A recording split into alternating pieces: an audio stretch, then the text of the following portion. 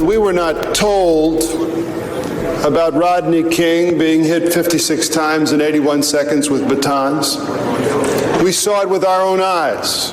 It was on video. So we saw 4 police beating Rodney King. It was clear-cut. 56 times in 81 seconds. Something like this. Boom, pow, pow.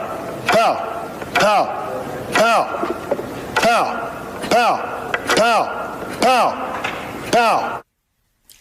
That was New Jersey Senator Bill Bradley in 1992, and I will never forget that day in the Senate as we all watched when Bill Bradley made that impromptu decision on the Senate floor to hit his podium 56 times in 81 seconds to drive home to the United States Senate what everyone in America had seen in the video of Rodney King being almost beaten to death by Los Angeles police officers in 1991. The Senate chamber got quieter and quieter with each tap of Bill Bradley's pencil. He did it 56 times in 81 seconds.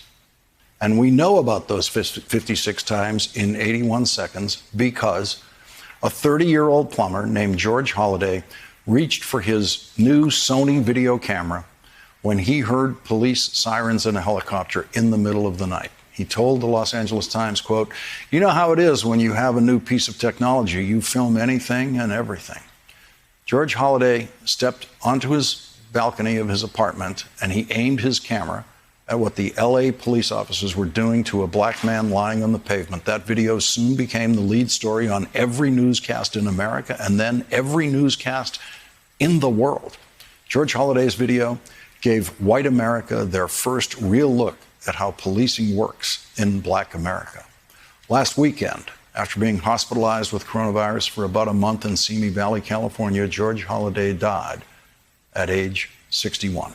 Last year, George Holliday hoped to buy a home by auctioning off the video camera he used to make history. He said he was hoping to, quote, inspire people to use their cameras for everything, the bad and the good.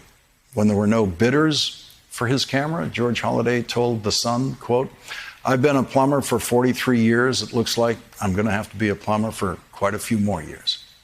In 1993, Reverend Jesse Jackson said this about George Holliday. What was missed, by and large, in news commentary was that the only reason that we know anything about Rodney King is a white man named George Holliday filmed the beating and took it public. Had George Holliday not had the quickness of thought and the character to take the film public, we would never have known of a Rodney King. In other words, George Holliday went beyond color, went beyond race, up to the high plateau of courage with character to make America better and true to its commitment. Reverend Jesse Jackson gets tonight's last word about George Holliday.